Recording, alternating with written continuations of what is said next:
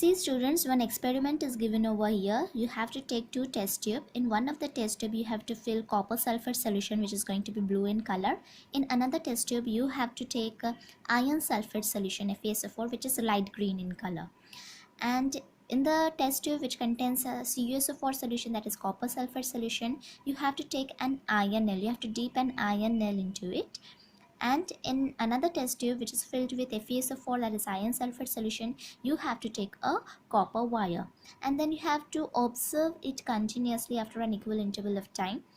And then you will notice that in only one of the test tube the reaction has taken place. So which can be that test tube? That test tube is this first test tube, because it contains solution of CuSO4 and it contains iron. And here in next test tube it contains FeSO4 solution and copper wire. Now this iron is more reactive than that of copper sulfate.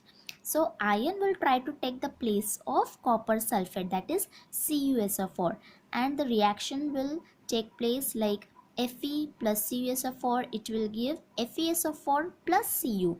That means now the position of copper will be taken by iron and it will result in the formation of FeSO4, and then copper will be left alone. So this is going to be a simple displacement reaction. Then why these things took place and why nothing took place into the second test tube? Because here iron was more reactive than that of copper, and that is why it took the place of copper. Here copper is not reactive than that of iron, that is why it cannot displace the more reactive metal. So every time the reaction will take place between the radical which is more reactive, that can only displace the reactive radical.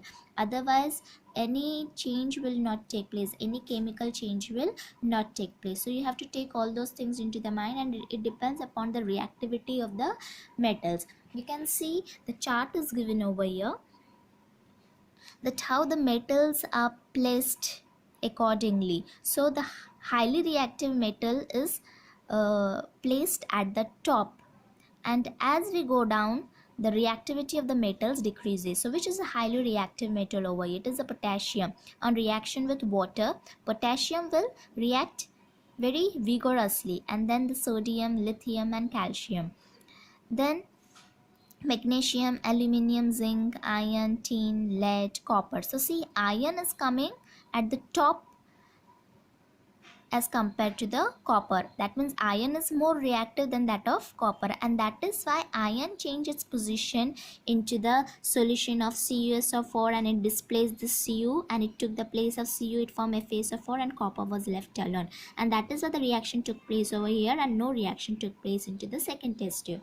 So it depends upon the reactivity of the metals. The metals which are highly reactive are placed at the top into this reactivity series. So you have to learn all this metals according to the reactivity by heart. So learn all these things by heart, and then you'll be able to you'll come to know about the reactivity of all the metals. Then I'll teach you reaction of metals with non-metals. So whenever metal will react with non-metal, the ionic bond will take place between the metal and the non-metal, and if you are taking sodium and chlorine, it will result in the formation of NaCl. And how NaCl is formed, that I have already taught you into my previous video. So please go through that video and you'll come to know that how sodium and chlorine reacts with each other, and then a bond is formed between ionic compound, and then a bond is formed between the two. That ionic bond is formed and it results in formation of an ionic compound, that is NaCl, sodium chloride. Then similarly potassium chloride, magnesium chloride, these are also formed by the ionic bonds. So these are also the ionic compounds. Then chemical properties of non-metals and how the non-metals are going to react with oxygen. See, whenever any non-metal reacts with oxygen, it will surely give us any acidic oxide. But in the case of carbon, two kind of oxides will form. One is carbon dioxide, which is going to be acidic for sure, and another one is carbon monoxide, but this carbon monoxide is going to be neutral, it is not going to be acidic. Now acidic, why we say that non-metals surely form acid?